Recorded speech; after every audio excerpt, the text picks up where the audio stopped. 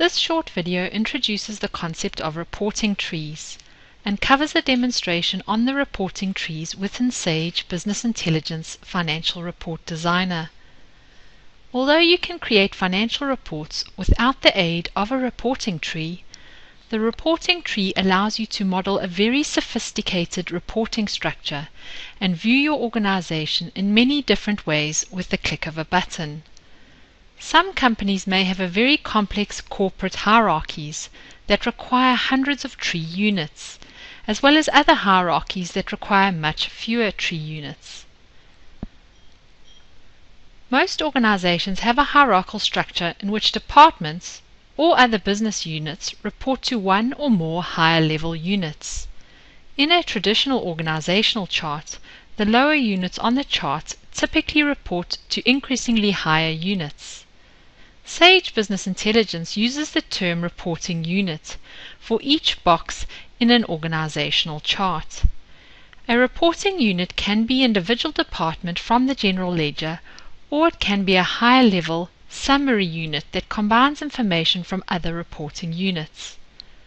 For a report designer layout that includes a reporting tree, one report is generated for each reporting unit and at a summary level.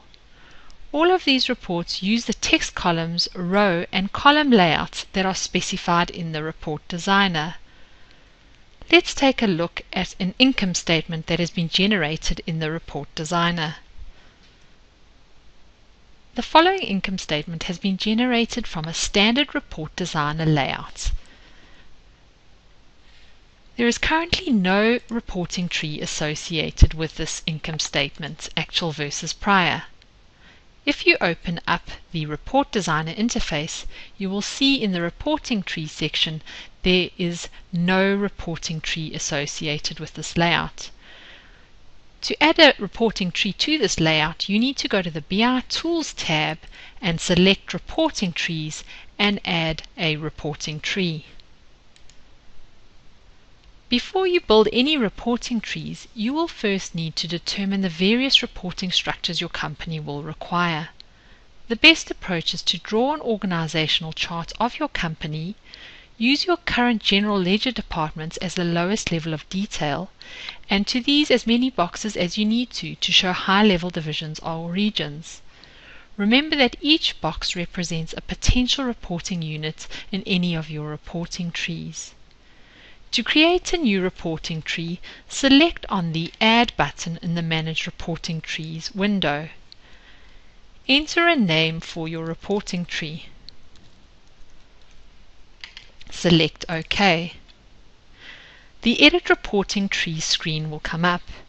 In the right pane, each reporting unit will need to be added in a separate row with its relevant account filter rule. Now, most organizations use an account structure that separates business units into different categories. A fully qualified account contains a value for the natural segment, such as cash or sales, as well as values for additional segments such as location, division, and department.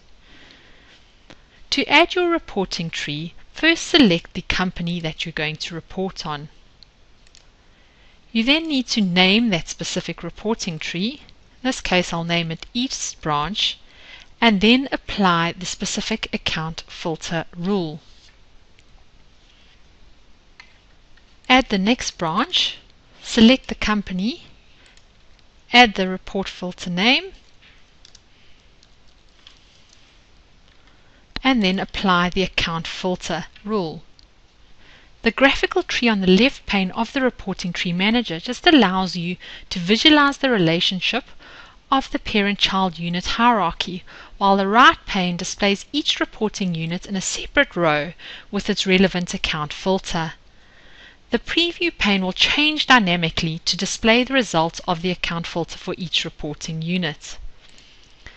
As you can see, if I select on the East Branch, you'll see in the reporting unit preview data pane it is bringing through all the accounts for the East, and same going if you select on West. An optional distribution instruction may be added to each reporting unit. The distribution instruction entered here will automatically be linked to the generated worksheet. This prevents instructions from having to be selected and linked to each individual report. Distribution will be covered in more detail in the distribution section. You can also use drag and drop functionality to arrange reporting units into parent and child hierarchies. For example, I can take the West branch and have it placed as the child of the East branch, and vice versa. Once you have set up your reporting tree and your reporting tree units, click Apply and Save to continue. Select OK, and now you can associate that specific reporting tree with a layout from your report designer. Go to the income statement that you have generated, and now you are going to apply that specific reporting tree to this specific income statement layout. Select on the reporting tree. There you will see your specific reporting tree that you have set up, the global report. Select OK. Now generate your layout.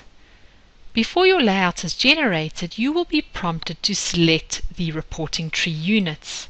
In this example, I'm going to run the report by my global level and by East branch. Once you've selected your reporting tree units, select OK, and those will be generated into Microsoft Excel.